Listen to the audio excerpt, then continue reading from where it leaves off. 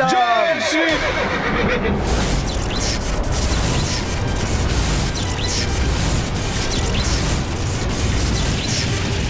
अश्व को बांधने का दुस्साहस किसने किया?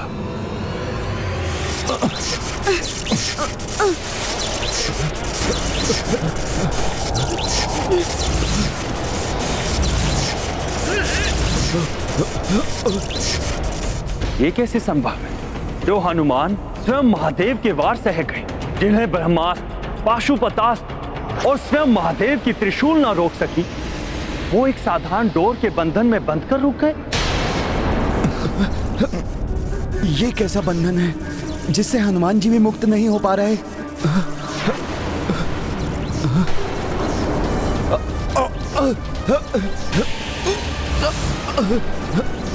हमारे साथ समस्त सेना भी बंदी बनी हुई है। किसका कृत्य है ये?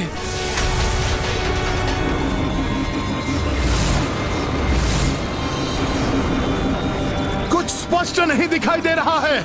यह भी ज्ञात नहीं हो पा रहा है कि इस फांस का स्रोत कौन है। अब ये धूल की आंधी कैसे उत्पन्न हो रही है? यह आंधी नहीं है कुमार पुष्कल, ये धूल किसी राजा और उनकी सेना के आगमन के कारण उत्पन्न हुई है। प्रतीत होता है हमारी दिग्विजय यात्रा पूर्ण होने से पूर्व अभी एक और युद्ध शेष है। ये कौन राजा जिसने अपने विशाल सेना के साथ प्रभु श्री राम की सेना का मार्ग अवरुद्ध किया?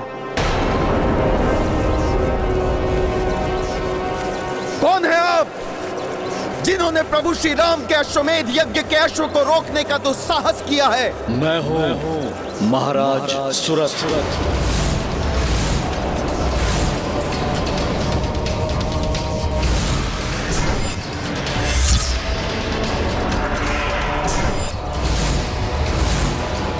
मैंने ही बंदी बनाया है आप सभी को।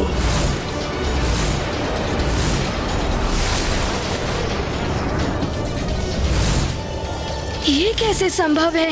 ये वृद्ध राजा जो चल भी इतनी कठिनाई के साथ रहे हैं, हमें बंदी बनाने में कैसे सक्षम हुए? वास्तव में इनकी सेना भी उतनी विशाल नहीं है जितनी प्रतीत हो रही थी। ऐसी वृद्धावस्था में आप ऐसा दुस्साहस क्यों कर रहे हैं महाराज? राम सेना को रोका है आपने, वो भी सेना की इतनी लघु टुकड़ी के साथ। वो राम सेना जिसे देवी की शक्ति रूपी वो पर्वतों का, प्रभु महादेव के त्रिशूल का, यहाँ तक कि स्वयं महादेव का सामना किया।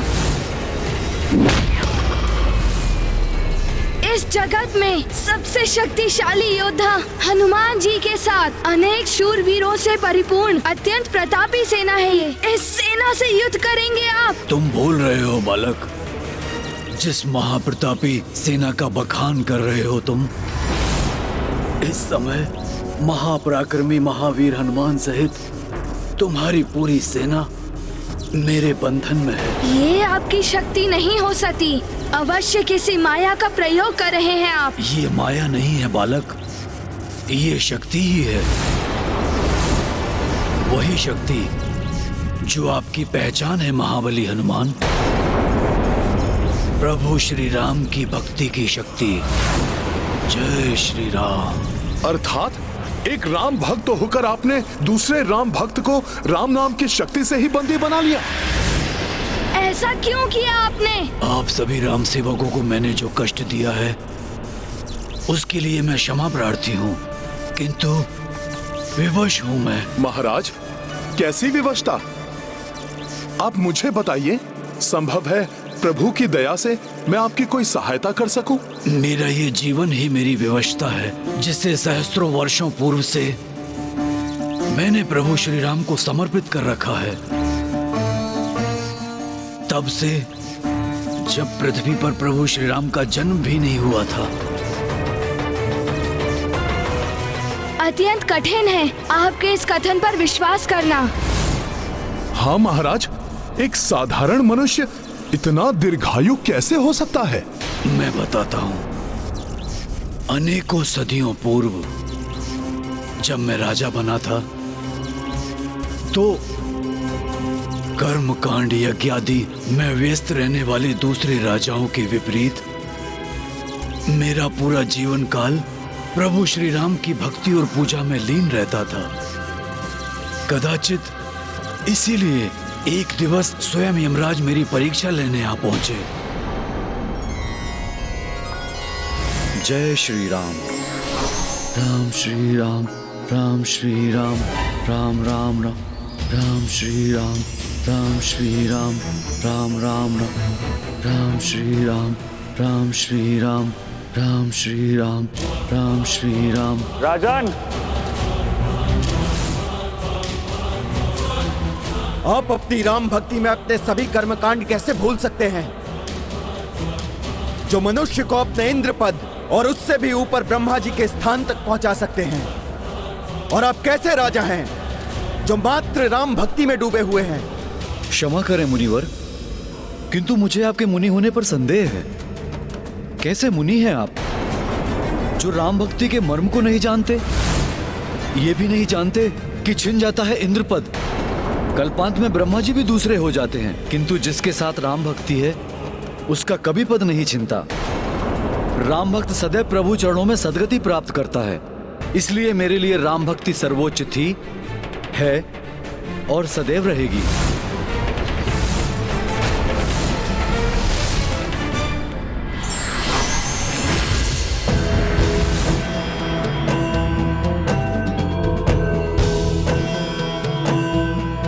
प्रणाम यमराज जी। राजा सुरथ, हम आपकी राम भक्ति देखकर प्रसन्न हुए। हम आपको आशीर्वाद स्वरूप वरदान देना चाहते हैं। कहिए, क्या वरदान चाहिए आपको? मुझे तो मात्र एक ही वरदान चाहिए कि अपनी मृत्यु से पूर्व अपने प्रभु के राम अवतार श्री राम का दर्शन कर सकूं और वो स्वयं मेरे राज्य में पधार कर मेरे राज्य को कृतार्थ कर सकें।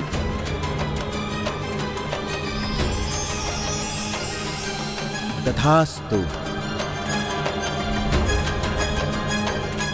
तब से आज तक सहस्त्रों वर्षों से प्रभु श्री राम के दर्शन की लालसा में मैं अपनी इस देह के बोझ को ढो रहा हूं। प्रतिदिन इसी आशा के साथ दिवस प्रारंभ करता हूं कि आज प्रभु के दर्शन पाकर मृत्यु को प्राप्त करूंगा, किंतु ऐसा नहीं हुआ।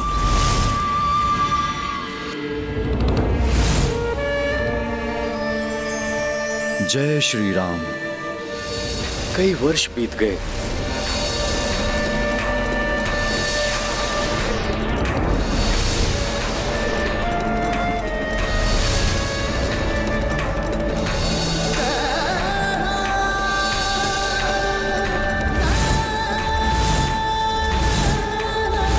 कदाचित मेरी भक्ति में ही कोई कमी रह गई है। किंतु हमें बंदी बनाकर राम काज में बाधा डालना ये तो अनुचित है महाराज।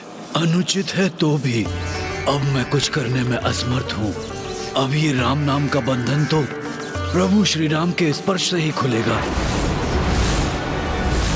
प्रभु श्री राम को यहाँ आना ही होगा और राम भक्त हनुमान आप बुलाएंगे उन्हें यहाँ।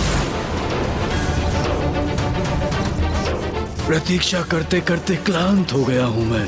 वृद्ध देह को ढोने का कष्ट आप नहीं समझेंगे महाबली हनुमान। असहनीय हो गया है अब ये कष्ट। शीघ्र इससे मुक्त होना चाहता हूँ। हे महानतम राम भक्त हनुमान, इस तुच्छ राम भक्त की सहायता कीजिए।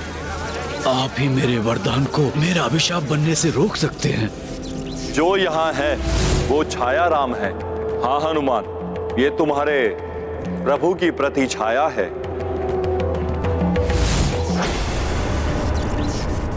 मैं आपकी पीड़ा समझता हूं। मैं आपकी सहायता करने का प्रयास अवश्य करूंगा।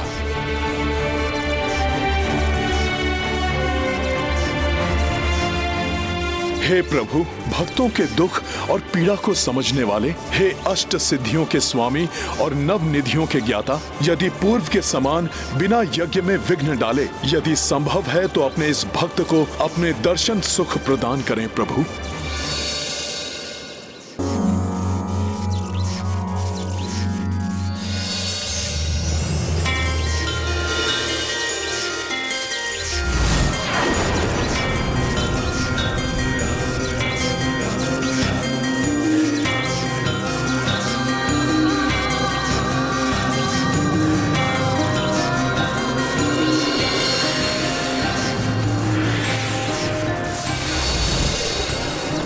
मैं तो आपके दर्शन के पश्चात मृत्यु की कामना करता था प्रभु।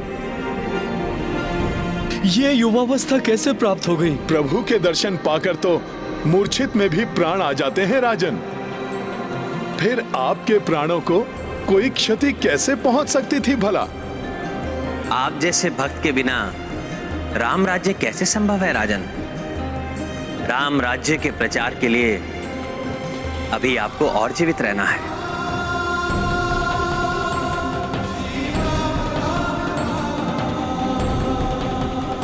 आपकी कृपा पाकर मैं धन्य हुआ कृपा निधान। आपकी अधीनता सदैव के लिए स्वीकार है मुझे। सुरथ रघुपति दरस जो पाई, राम अधीन सहरसा आई। दिग्विजय यात्रा मह नरेसा, भिन्न भिन्न सम्मिलित देसा।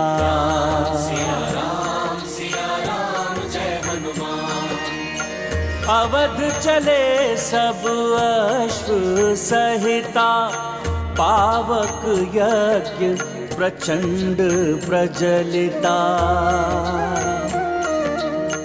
नगर द्वार को सेना आई, जय कपीश जय जय रघुराई। राम सिया राम जय हनुमान।